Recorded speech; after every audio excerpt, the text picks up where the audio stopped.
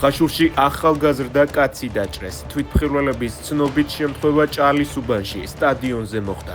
დანა გულში დაარტყეს, სასწრაფომ წაიყვანა, ამბობენ ადგილობრივები. ბექაუნიანის ცემის ბრალდებით ივა ტყეშელაშვილი დააკავეს. გამოძიება ჯანმრთელობის განზრახ მძიმე დაზიანების მუხლით გადაკვალიფიცირდა. გუშინ ბათუმში ძლიერი ქარი იყო. სანაპიროზე ქარიშხალი დაახლოებით 30 წუთს გაგრძელდა. ევროკავშირი რუსეთისთვის ყველაზე მასშტაბური სანქციების დასაწესებლად ემზადება, რომელიც ერთდროულად 4 სასანქციო რეჟიმს მოიცავს. ინფორმაციას გამოცემა Deutsche Welle ავრცელებს. ამერიკის შეერთებული შტატების 3 შტატში ტორნადოს 32 ადამიანი ემსხვერპლა, დაშავდა 100-ზე მეტი.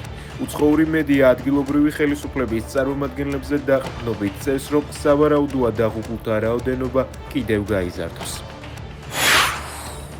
18 მაისის ღამეს რუსმა ოკუპანტებმა კიევის რეგიონს დრონებით შეუტიეს. დარტყმის შედეგად 1 ადამიანი დაიღუპა, არიან დაშავებულები.